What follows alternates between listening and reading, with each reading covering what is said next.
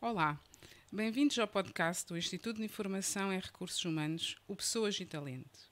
Um podcast onde quinzenalmente conversamos sobre gestão de pessoas, sobre como construir equipas motivadas e comprometidas, com lideranças fortes que transformam empresas comuns em organizações excepcionais.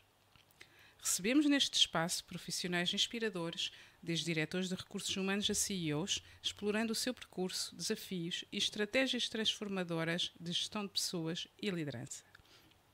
Sou a Cristina Martins de Barros, fundadora do IRH e diretora editorial da RH Magazine. Hoje recebemos em estúdio Filipa Martins, CEO da Edenred em Portugal. A Edenred é uma empresa especialista em benefícios extrasalariais. Ajuda as empresas a gerir os seus múltiplos benefícios de forma simples, através do portal cliente ou da app My Edenred. Vamos começar esta viagem com a Filipa e descobrir até onde nos leva. O podcast Pessoas e Talento tem o patrocínio da Edenred. Olá, bem-vindos ao Pessoas e Talento, o novo podcast do Instituto de Informação em Recursos Humanos. Eu sou a Cristina Martins de Barros, fundadora do IRH e diretora editorial da RH Magazine. Para começar esta série, vamos receber uma pessoa muito especial, a Filipa Martins. Bem-vinda, Filipa. É um prazer tê-la aqui comigo nesta nova aventura da qual a Edenred faz parte, como já fez parte das nossas iniciativas anteriores. Bem-vinda. Obrigada pelo convite, é com muito gosto que estou aqui hoje. Um novo projeto, esperemos que corra bem, mas com certeza que sim, com o apoio da Edenred também. Vamos falar um bocadinho da empresa da qual é CEO. A Edenred já está há 39 anos no mercado, parece que não, mas é uma empresa quase com 40 anos, mas está sempre com novidades. E hoje também nos vem trazer uma novidade. De que novidade é que estamos a falar? Enfim, aproveitámos aqui o aniversário também dos 39 anos da Edenred Portugal para fazer mais uma evolução da nossa imagem, que vem, enfim, não é de agora. Globalmente, o grupo Edenred geria, antes de 2017, cerca de 315 marcas pelo mundo inteiro, monobrands de vários benefícios e produtos isolados. Depois fez-se um passo de convergência por volta de 2017 para gerir cerca de 100, em que já havia aqui uma dual brand, digamos assim. Por exemplo, no caso português temos um Euroticket de refeição Edenred, e por exemplo este é o logotipo que está presente nos cartões de refeição. E vamos agora este ano, coincidindo com o 39º aniversário da empresa, convergir definitivamente para uma marca única Edenred a nível global também. E portanto o impacto que teremos aqui na prática será esta evolução das nossas ofertas Euroticket Edenred, creche Edenred e estudante Edenred, no fundo convergirem todos para a utilização desta marca e depois com a identificação obviamente de cada benefício, cada produto. Portanto é de facto aqui uma evolução do nosso posicionamento, no sentido de termos uma marca, todos os benefícios, e evoluirmos precisamente para uma solução multi-benefício, multiplataforma para os nossos utilizadores e clientes. Esquecemos as outras palavrinhas todas, agora é tudo Edenred. Exatamente. Muito bem. Neste mercado dos benefícios, muitas vezes as empresas tentam conjugar flexibilidade, mas também equidade para todos os colaboradores. É esta dualidade que também vai responder este novo posicionamento, ou pelo menos esta nova marca? Esta evolução, digamos assim, da procura de multibenefícios vem muito na linha, de facto, de que cada utilizador de benefícios sociais tem a sua própria história de vida e está no seu próprio ciclo de vida. É natural que alguém que não tenha filhos não veja interesse num benefício creche ou estudante, portanto, nessas faixas etárias. Mas, ao mesmo tempo, os benefícios sociais, ao serem ferramentas de promoção de consumo numa determinada área e terem que fazer aqui há um ciclo virtuoso no fundo de benefício, sendo utilizada numa rede fechada para incentivar consumo nessa rede e depois tendo aqui isenção fiscal precisamente para fazer esse incentivo, têm que cumprir o tal princípio da equidade, ou seja, serem atribuídos a toda a gente de uma forma equilibrada, a menos que a própria pessoa não veja interesse. Claro. E portanto foi nesse sentido que fizemos evoluir aqui também a oferta, E lançámos, por exemplo, um cartão, chamamos-lhe agora o Flexível Edenred, que abrange não só, e aqui na prática acaba por haver possibilidade do utilizador selecionar onde é que quer efetivamente utilizar, não só benefícios na vertente estudante, como formação pessoal, como saúde, por exemplo, farmácias, clínicas, etc., até apoio social, em que se incluem, por exemplo, serviços de geriatria, lares, por aí fora. Portanto, acaba por ter uma panóplia e um espectro de utilização um pouco mais alargado, que serve, no fundo, de todos os colaboradores de uma empresa, permanecendo aqui o princípio da equidade e do equilíbrio e atribuição para todos os colaboradores ao mesmo tempo. Daí a flexibilidade. Daí a flexibilidade, exatamente. Muito, muito bem. No IRH somos muito sensíveis, como muitas empresas, cada vez mais, ao tema da sustentabilidade, e é um tema que também vos diz muito. Quer-me falar sobre isso? O que é que o ESG é para vocês? Enfim, há muito tempo que eu diria que a Edenred, a nível global, trabalha essa área e, como tal, neste momento está muitíssimo bem preparada. Aliás, o propósito da empresa é Enrich Connections for Good, sendo que o Enrich Connections tem a ver com estas conexões que se fazem no ecossistema, entre a empresa, o colaborador, os locais onde é utilizado o benefício, mas o For Good tem aqui até dois sentidos. For Good de uma forma sustentada, porque obviamente queremos estabelecer relações de uma forma permanente e sustentada, e já vem aqui um princípio de conceito de sustentabilidade, mas também para o bem. E, portanto, o For Good tem também aqui esse interesse, para o bem da sociedade, para o bem das pessoas, para o bem da economia, por aí fora. E, portanto, começamos logo pelo propósito da empresa, mas em termos muito práticos, acabamos por ter aqui uma aplicação do conceito de sustentabilidade a dois níveis. Não só a própria Edenred, a própria empresa, segue o ESG e, portanto, na prática, aplica já um conjunto de taxonomia que acompanha ao longo dos anos e faz report disso, como, por outro lado, acaba por ser um fornecedor também que ajuda os próprios clientes a posicionarem-se nesta matéria de ESG e também fazer a evolução aqui do seu posicionamento. No primeiro caso, na primeira instância, alguns exemplos aqui um bocadinho em que é que isto se traduz. Por exemplo, a Edenred está presente no CAC 40 ESG em França, portanto é no fundo aqui um selo de que de facto temos reporte regular e que trabalhamos estas componentes todas internamente, e globalmente com as nossas ofertas contribuímos para 12 dos 17 ODS das Nações Unidas 2030, ou seja, há de facto aqui uma preocupação de traduzir de uma forma efetiva aquilo que se faz no dia-a-dia. Alguns exemplos práticos aqui do que fazemos: nós enquadramos a nossa estratégia empresarial de sustentabilidade, Social Corporate Responsibility, também aqui em 3 eixos: pessoas, ambiente, planeta, chamamos nós planeta, e progresso para as componentes mais aqui de compliance, regulamentos de proteção de dados, segurança, etc., da parte mais de transformação. Os outros falam por si próprios, e portanto dentro disto temos inúmeras iniciativas, por exemplo, de participação no programa Food com a Direção-Geral de Saúde aqui em Portugal, em que promovemos alimentação saudável. Food tem este acrónimo de comida, mas tem a ver com o programa de combate à obesidade. Okay? E, portanto, ensinar quer os utilizadores dos nossos produtos e benefícios, quer até a rede de merchants, incentivá-los a terem aqui refeições mais nutritivas e, portanto, que combatam efetivamente a obesidade. Temos um programa interno a nível global, que os 46 países da Edenred atuam em simultâneo. Há uma semana por ano que nós chamamos a Ideal Week e que dedicamos a ações de voluntariado. Aqui em Portugal, por exemplo, este ano fizemos nessa semana 160 horas de voluntariado, que depois na prática contribui aqui também para os nossos objetivos da ESG. Temos o Edenred, em que promovemos também durante um período de tempo que os nossos colaboradores, e incentivamos aqui estilos de vida saudáveis, em que as pessoas andem mais de bicicleta, a pé, façam corrida, etc. E acaba por haver aqui um concurso internacional nesse sentido.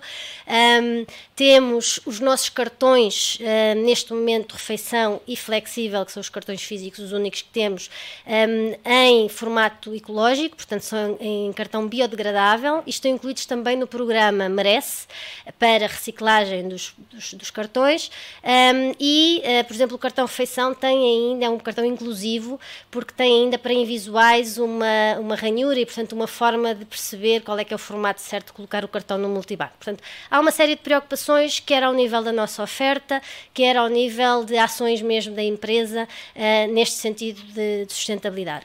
Portanto, a empresa não só está efetivamente aqui posicionada desta forma, como depois, do ponto de vista dos nossos clientes, pretendemos também ajudá-los a posicionarem-se dessa maneira e acreditamos, por exemplo, os cartões é um exemplo claro, uma empresa que adota os nossos cartões por si só já tem todos os seus colaboradores com uma solução mais sustentável, mas o próprio conceito de benefícios sociais, passando pelo benefício de refeição, por benefícios creche, estudante, pelo tal flexível que tem o espectro mais alargado, já com saúde, apoio social, etc. E, inclusive, com soluções depois de gift, todo este espectro de benefícios, na verdade, ao serem benefícios sociais, contribuem eles próprios para vários ODS, mais uma vez, dos tais 17 das Nações Unidas, a título de exemplo, inclusão social, combate à fome, acesso à água, educação, portanto, efetivamente eles próprios contribuem e, portanto, as empresas, ao adotarem aqui soluções de benefícios sociais, não só estão a contribuir para reter talento, para apoiar as suas pessoas, para lhes dar melhor bem-estar, para aumentar a produtividade, como também para reforçar, digamos aqui, a sua própria estratégia e posicionamento ESG. Portanto, como vê, enfim, respiramos sustentabilidade. Está mesmo no vosso ADN desde Exatamente. Desde o início. E não é nada que se faça de um dia para o outro, Claro. portanto, efetivamente é algo que vem de trás e que muito nos orgulhamos de ter chegado a esta fase, enfim, em todas as dimensões, também com questões de cibersegurança, naturalmente, compliance, etc. Porque é engraçado porque o cartão Edenred nasceu depois da guerra também para ajudar no combate à fome e à pobreza que havia na altura. Quero contar como é que ele nasceu, porque não é assim tão conhecido, se calhar. O próprio conceito de benefícios sociais surge no pós-Segunda Guerra Mundial, precisamente num mercado de trabalho muito virado para fabril, não é? Porque era o que existia na altura, portanto muito virado para trabalhadores fabris, e o objetivo era essencialmente providenciar-lhes uma refeição útil por dia, não só para garantir que se alimentavam, mas também para garantir a produtividade das próprias empresas. Estávamos a reconstruir a Europa naquela altura. Exatamente. Com as fábricas todas. Como havia muitas empresas, PMEs também na época, que não tinham capacidade de ter a sua própria cantina e, portanto, providenciar essa alimentação quente durante o dia aos seus colaboradores, esta foi uma forma de criarmos quase que cantinas comuns, porque na prática os colaboradores recebiam uma senha, um vale-refeição, que depois utilizavam na restauração. Várias empresas iam ao mesmo restaurante. Isto acabou por contribuir também no tal círculo virtuoso relacionado aqui com os benefícios sociais para a abertura de mais restaurantes, porque novamente tinham aqui uma clientela dedicada, não é? E, portanto, cumpre-se aqui efetivamente toda a lógica, que é haver isenção fiscal promovendo a utilização destes títulos, o colaborador ir portanto, a um restaurante que, na verdade, estamos aqui a aumentar também e a criar emprego, e as empresas garantirem que têm produtividade e, portanto, que cumpriam aqui a jornada de trabalho com melhor produção. E vem precisamente daí o conceito base, que, enfim, evoluiu ao longo dos tempos. 19 países da Europa usam este conceito de vale social para, inclusivamente, soluções e ofertas que nós nem temos legisladas em Portugal. Por exemplo, na Bélgica existe o conceito do eco-voucher. Voltando aqui ao tema da sustentabilidade, para promover precisamente consumo mais nesta área, poupanças de eletricidade, mobilidade elétrica, etc. Há mais de 10 anos que existe um voucher só para isto. Existem outros também a nível europeu, por exemplo, na área da cultura, para promover o consumo, mais uma vez sempre com o mesmo mecanismo. Portanto, a empresa atribui ao colaborador um determinado valor num vale ou num título para ser utilizado numa rede fechada e específica de produtos e serviços, e tem isenção fiscal para ela e para o próprio colaborador para fazer esse incentivo. Esta área da cultura é também bastante interessante, enfim, para promover aqui o consumo de livros, ir ao cinema, ao teatro, museus, exposições, por aí fora. Isso é muito interessante, porque em vez de, se calhar, taxar um comportamento para evitar esse comportamento, não. É o oposto, é incentivar. É incentivar Exatamente. e fazer as coisas pela positiva para criar novos hábitos. Exatamente. E é muito, muito interessante ver isso, não pela negativa, pela taxação, mas sim por positivar as coisas. E vimos de onde é que vêm os vales sociais, já depois da guerra, e para onde é que vão, Filipe, ao futuro? Como é que está a ver? Está a ver em Portugal, por exemplo, acontecerem estes de apoios à cultura? Como é que vê? É perfeitamente possível serem utilizados. Há uma série de entidades emitentes aqui em Portugal que estão perfeitamente aptas para disponibilizar esse tipo de oferta caso ela estivesse legislada e construir esses networks específicos para promover precisamente esse consumo. De uma forma geral, na verdade, a evolução que se perspectiva tem muito a ver com a digitalização da utilização dos títulos, não é? Porque nós viemos de um mundo, quando falávamos há pouco do pós-Segunda Guerra Mundial, era papel, não é? E portanto, obviamente já evoluiu bastante. Hoje em dia estamos já numa fase mais de cartões eletrónicos, mas também de wallets e outras formas de digitalização da oferta e tornar mais simples a sua utilização, sempre garantindo a tal lógica de rede privada, fechada, em que há controle, no fundo, de onde é que se está a utilizar efetivamente o título. Portanto, eu diria que essa é uma das tendências. A outra é efetivamente a da sustentabilidade, que pode ser aqui aplicada a precisamente poder aparecer um eco-voucher, seria algo bastante interessante, mas também às próprias empresas terem de facto maior apetência por utilizar este tipo de soluções, novamente para reforçar a sua própria estratégia de ESG. Houve aqui um momento, eu diria, pós-pandemia, com o tema da inflação também decorrente da guerra que vivemos, que propiciou também até aqui a utilização destes títulos, porque na verdade quando há perda de poder de compra, linkada aqui à inflação, é quando mais faz sentido apoiar aqui os colaboradores das empresas, nomeadamente na componente alimentação, mas não só, na formação, na educação, etc. Sendo que depois todos estes tipos de benefícios se revertem a favor da própria empresa, não é? Porque está a contribuir, por exemplo, à formação dos seus próprios colaboradores, portanto há aqui um reverso e um retorno do investimento que também se fez em benefício da própria empresa, tal como na produtividade, na parte da alimentação, etc. É que uma política, ainda há aqui muitas coisas que se podem fazer para incentivar novos comportamentos, certo. Em particular nisto da sustentabilidade, que é absolutamente fundamental. E a cultura também. Portanto, há sempre, às vezes vão-se fazendo aqui outros tipos de benefícios paralelos, estes estão muito testados, há estudos, inclusivamente da OCDE, também durante o período da pandemia, precisamente a corroborar que este mecanismo, esta ferramenta funciona. Temos um estudo também com a Universidade Nova de Lisboa, por exemplo, já muito concreto e quantitativo, indicando porque cada euro utilizado no subsídio de alimentação se retorna à economia 2,9 euros e 2,1 em PIB. Portanto, há efetivamente e concretamente resultados para a economia da utilização destas ferramentas. Vamos a isso. Neste podcast queremos obviamente falar com empresas e de empresas do setor, mas sobretudo chama-se Pessoas e Talento, porque vamos falar com pessoas líderes nas suas áreas, com boas práticas, com uma carreira, e gostava agora de abordar esse aspecto. A Filipe é uma mulher do marketing, vem da área de marketing. Como é que chegou a CEO da Edenred? Olha, na verdade não sou especificamente do marketing, porque fiz toda a minha carreira numa perspectiva muito de gestão geral e acabou por ser uma tónica constante, ou seja, fiz um curso de gestão precisamente, o MBA também na mesma área, comecei por consultoria, a minha carreira, portanto gestão de alta direção e muitas indústrias e setores de atividade e precisamente tocando quer a parte financeira, quer a parte de marketing, quer a parte de recursos humanos e portanto esta perspectiva toda. E acabei por integrar o projeto SAPO na Portugal Telecom, na mesma ótica. Na minha cabeça, SAP, ok, é marketing, mas eu entrei, antes disso, uma gestora. Exatamente, eu entrei numa área muito específica, que foi gestão de parcerias de conteúdo do portal, em que geria precisamente ali parcerias de conteúdos, tipicamente com empresas de mídia, que depois contribuem com essa parte, e nós dávamos a infraestrutura, fazíamos a gestão do modelo de negócio do ponto de vista de retorno publicitário, e havia ali uma lógica de revenue share. E, portanto, muito numa lógica quase de mini-empresas, temas e sempre consegui manter aqui um bocadinho esta perspectiva de trabalhar as várias áreas da gestão. E acabei por evoluir, pronto, dentro depois do projeto do Sapo, nesse sentido, até a direção-geral do próprio projeto. Portanto, quando saí, tinha de reporte a mim as áreas comerciais, tecnológicas, de produto, há mesmo também as áreas de parcerias, etc. E, portanto, acabou por ser depois uma evolução natural aqui para a gestão, também numa lógica de direção-geral, da Edenred.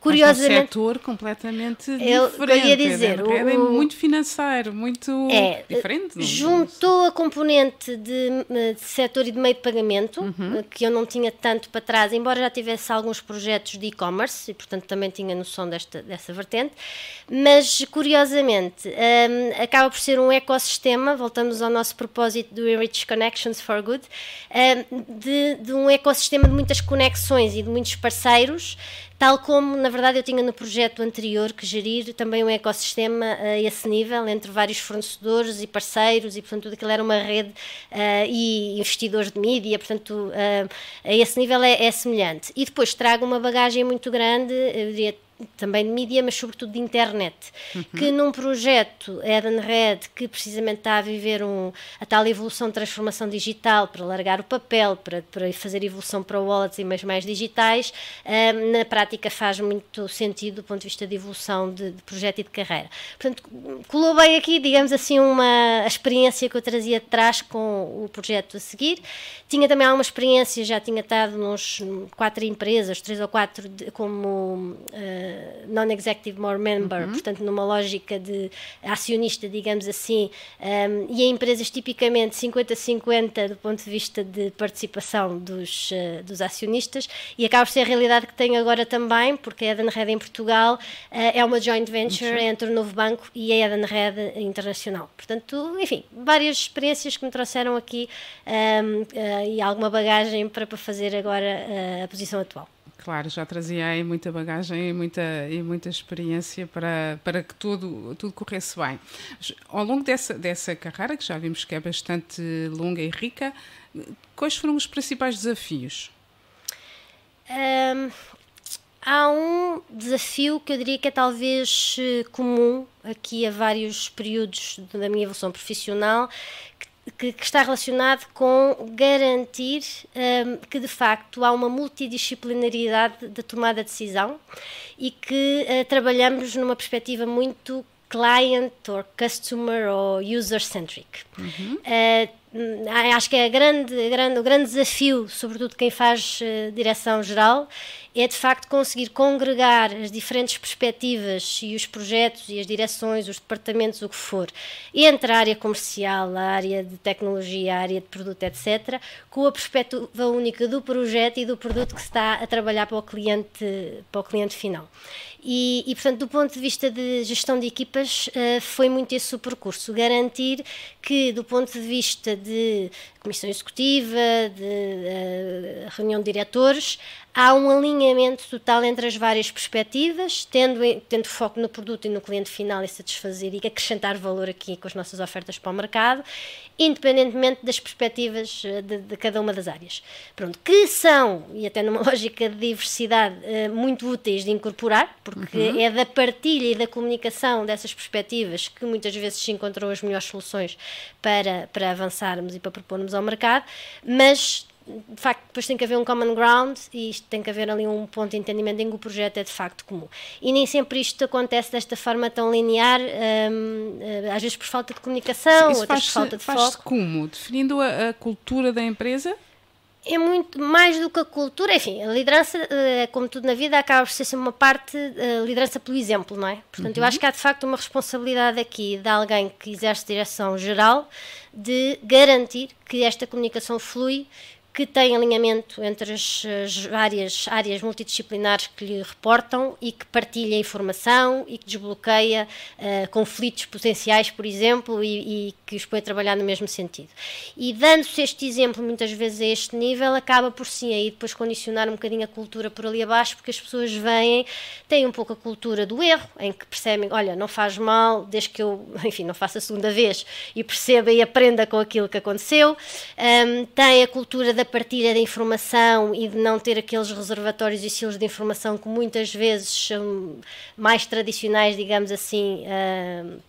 Hoje em dia já não tanto, mas pronto, um bocadinho na cultura da gestão empresarial, e que é preciso desbloquear isto para precisamente conseguir chegar aqui a uma lógica de interesse comum e de utilização dos nossos produtos e serviços para o mercado. Muito bem.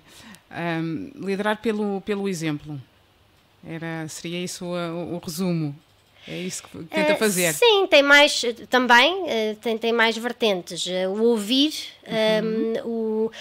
ouvir no sentido de recolher de facto as várias perspectivas. Voltamos ao tema da diversidade, que é de facto aqui muito útil na tomada de decisão.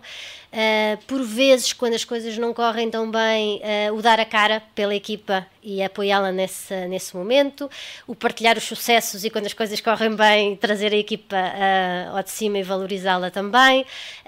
Esta componente precisamente da multidisciplinaridade e da comunicação, e eu diria que, para além do liderar pelo exemplo, o dar as condições para que cada pessoa da equipa consiga desempenhar da melhor forma o seu trabalho. Ou seja, eu acho que há muito uma perspectiva do líder aqui de conseguir perceber onde é que há bloqueios e onde é que nós estamos a avançar, não às vezes por falta de competências ou vontade das pessoas e da equipa, mas porque há ali um bloqueio qualquer. E conseguir desbloquear essas condições e dar condições para que de facto a equipa floresça. Eu não sou programadora, portanto é a equipa de tecnologia da empresa onde trabalho que garante que essa parte funciona. A minha função é dar-lhes todas as condições para que eles façam o trabalho deles da melhor forma. Muito bem. E eu gostava que partilhasse connosco o seu maior sucesso assim na sua carreira. Qual é aquele no qual pelo menos está mais orgulhosa? Isto correu bem. Era um projeto difícil e correu bem. Não sei, enfim, olha, lembro-me, a primeira coisa que me vem à mente não tem a ver com projetos, porque houve várias coisas que correram bem, enfim, tem a ver muito aqui com o esforço e com o empenho que vamos colocando no que fazemos, mas é algo que fiquei muito satisfeita depois de acontecer, tem a ver com pessoas e que aconteceu num timing que acabou por ser um pouco em contraciclo. Houve ali um período na gestão, na minha gestão do SAP na Portugal Telecom, a virar ali até para a Altice, em que, enfim, estes são sempre momentos de mudança e às vezes um pouco conturbados, e houve muitos movimentos de downsizing, de repensar determinadas áreas da empresa, portanto fazer ali algum tipo de movimentos a nível de recursos humanos. E no caso do projeto que tínhamos, da forma como depois o apresentámos, com as características que ele tinha, acabámos por conseguir ter um movimento completamente em contraciclo, em que acabámos por internalizar um conjunto de funções que estavam autossocializadas, mas que eram tão críticas para o core daquilo que fazíamos no dia-a-dia, que acabámos por compor a equipa de uma forma um pouco mais sustentada e robusta. Eu sei que isto tocou muito, obviamente, a vida das pessoas e, portanto, nesse sentido, fico muito satisfeita de ter estado ali naquela fase e poder ter contribuído para esse desfecho. Muito bem. E uma coisa que tenha corrido menos bem? Olha, há sempre coisas que, enfim, correm menos bem. Talvez, e uma vez que estamos a falar sobre o sapo, algo que, enfim, talvez estrategicamente depois tenha corrido menos bem do ponto de vista da evolução da empresa, foi o portal Sapo, enfim, nasceu em Portugal, nasceu no motor de busca da Universidade de Aveiro, fez o seu caminho enquanto portal nacional e houve uma altura que ele se internacionalizou, também na perspectiva aqui da Portugal Telecom, porque tinha operação e atividade numa série de países em que estava presente, Angola, Moçambique, Cabo Verde, por aí fora, e o portal Sapo acabou por ir atrás e abrir aqui unidades nesses países.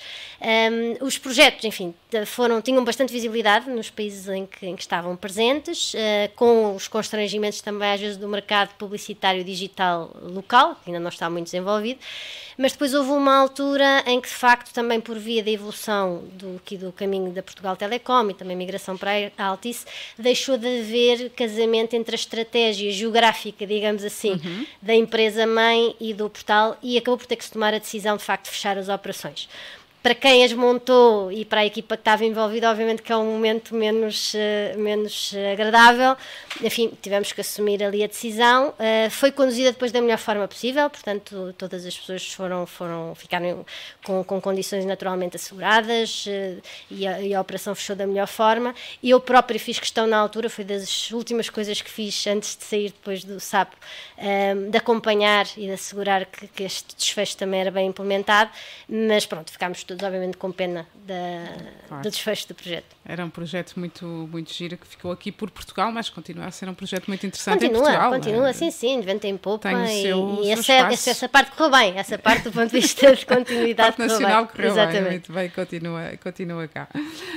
Eu gostava de abordar aqui um tema de liderança. O que é importante para si para ser líder? Que qualidades é que acha que um líder tem que ter?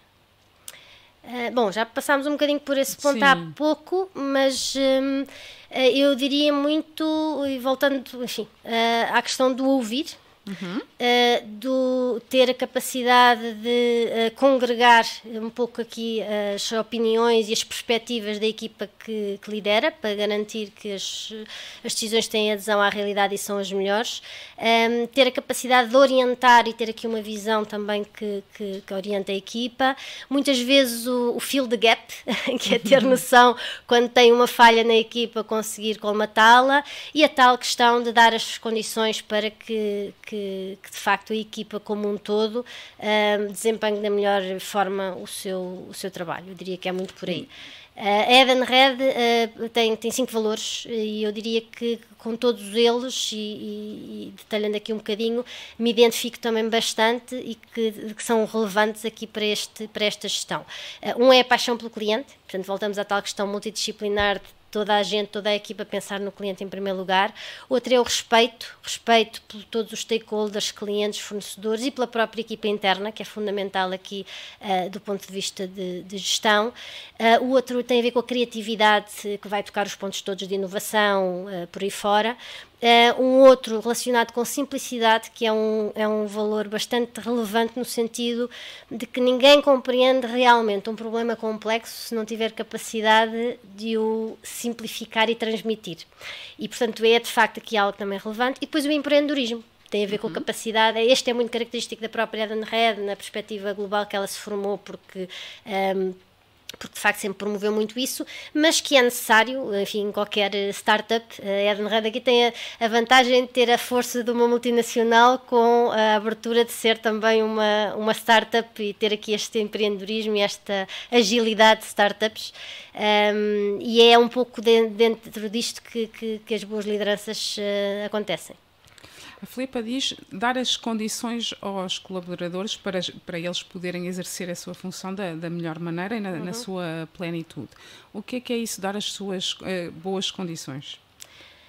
Olha, para já dar condições de trabalho, well-being, equilíbrio profissional-pessoal, portanto ter as condições para que de facto desempenhem as posições, mas não só. Ou seja, por vezes já efetivamente determinado tipo de desempenho profissional que fica bloqueado porque há um constrangimento qualquer de mercado interno, porque aquela área na prática não tem o empowerment suficiente para levar a sua decisão ou para destacar, porque os processos internos não estão bem alinhados e, portanto, há algo ali que está bloqueado e não funciona, e é este tipo de resolver os problemas internos para que depois as pessoas isoladamente consigam desempenhar as suas funções a que eu me refiro. Eu gosto muito não tanto da expressão de empowerment, mas de responsabilização e de dar as possibilidades às pessoas para fazerem isso. Mas acho que as condições só de bem-estar diria que são as mínimas. Como é que se responsabiliza uma pessoa e se lhe permite alcançar tudo o que quer? Como é que se responsabiliza uma pessoa? Bom, enfim, é todo um processo que tem a ver com a própria, e aqui tem a ver um pouco já com a gestão do talento e dos recursos humanos enquanto área propriamente dita, não é? E, portanto, há todo um ciclo. Tem a ver com recrutar o melhor talento à cabeça. É difícil. Tem a ver com acompanhá-lo e dar-lhe formação e coaching interno, não é? Portanto, é sempre aquela máxima de, então, e se eu investir no desenvolvimento profissional de uma pessoa, ela se for embora? Pronto, então e se eu não investir, não é? Portanto, é sempre essa máxima, obviamente, que se aplica, e, efetivamente, volto à expressão, dar as condições para. E dar as condições é ter noção, mais uma vez, dos processos internos, das questões entre departamentos, reuniões, às vezes, multidisciplinares entre áreas em que é preciso promover essa reunião e essa capacidade de falar entre áreas distintas e não estar fechado num silo e dizer não, a culpa é do departamento ao lado porque entretanto eu não entendo o que é que eu estou a fazer. E portanto fazer este desbloqueio e garantir esta comunicação para que a coisa flua como um todo. E nessas condições o empowerment vem naturalmente, porque as pessoas, enfim, têm obviamente o seu brilho profissional, a sua carreira e o seu desempenho. Muitas vezes a frustração está no sentido que as pessoas até estão a ver o que é que deviam fazer, têm a capacidade para fazer, têm a vontade, a motivação e por algum motivo não têm o espaço, estão bloqueados, alguém tomou uma decisão que não faz sentido e que impacta no trabalho delas e, por exemplo, há uma incapacidade de levantar a mão e dizer, olha, mas porquê é que não estamos a fazer isto de outra maneira? E o seu papel é dizer, podes levantar a mão, podes dizer... E muitas vezes ir escrutinar e perceber o que é que está a acontecer e, mais uma vez, ter a tal visão muito multidisciplinar entre as várias direções e dar essas perspectivas conjuntas. Porque a Edenred já tem muitos colaboradores. Já são quantos atualmente? Nós somos, em Portugal, estamos a chegar aos 100 colaboradores. Globalmente são 12 mil. E tem crescido, de facto, aqui ao longo dos anos. Enfim, a Edenred Internacional também tem 3 linhas de negócio. Tem esta vertente dos benefícios sociais que nós também desenvolvemos aqui em Portugal. Depois tem uma área de Fleet and Mobility, que tem mais a ver com soluções para frotas e, portanto, uma vertente mais, enfim, também com grandes desafios do ponto de vista de sustentabilidade ESG. E depois uma vertente muito de inovação tecnológica de sistemas de pagamentos, inovadores, portanto, soluções digitais a esse nível, que não estão necessariamente relacionadas com benefícios sociais, mas com outros tipos de soluções. Muito bem. E agora, para fechar aqui o nosso podcast de hoje, nós vamos ter sempre três perguntas e a primeira é, qual é a sua máxima de vida? Olha, eu acho que é um bocadinho mesmo máxima de vida, porque eu aplico-a muitas vezes e é algo que me vem muitas vezes à mente, que é uma quote do Theodore Roosevelt, em que diz, faz o que puderes com aquilo que tiveres, onde quer que estejas. E acaba por ser aqui uma máxima de vida no sentido que nada é perfeito. E temos que de facto fazer, e todos os recursos são escassos, e passando aqui para uma vertente mais empresarial, e portanto temos de facto que tentar fazer o melhor que conseguirmos, voltando à questão do líder, e o que é ser um bom líder é tentar fazer o que está certo, e portanto isso acaba por ser aqui um tema transversal à minha atuação, digamos assim, em todas as áreas, também pessoal, mas naturalmente profissional também. Muito bem, e agora queria que recomendasse um livro e um filme aqui aos nossos ouvintes. Olha, um livro, vou buscar coisas também, se calhar não muito recentes, mas que, mais uma vez, acho que até tem a ver com a questão de máxima de vida. Em termos de livro, eu recomendaria a toda a gente lesse, pelo menos uma vez na vida, o Cosmos, do Carl Sagan, por uma questão simples, porque acho que relativiza muito o nosso papel, a nossa presença face ao universo e dá uma certa lição de humildade a toda a gente. E, portanto, acho que é assim algo que também devia constar do programa escolar, não só de Físico-Química, mas de toda a gente. Um filme, e até um bocadinho também pela situação que vivemos atual, eu diria La Vita é Bella, muito por dois temas. Por uma parte muito humana, sentimental, por aquela relação toda muito forte, familiar, e porque é isso muito que está na base aqui também da evolução da humanidade, e depois para não nos esquecermos, porque há determinados filmes e situações que devemos manter em mente. Mais uma vez, toda a gente devia de ver e não esquecer para não repetir. Para não repetir os mesmos erros, que acho que continuamos a repetir mais vezes e mais vezes e sempre, infelizmente. Muito bem, muito obrigada, Filipa, por ter estado connosco neste primeiro podcast de Pessoas e Talento, e até uma próxima oportunidade. Obrigadíssima. Obrigada eu pelo convite.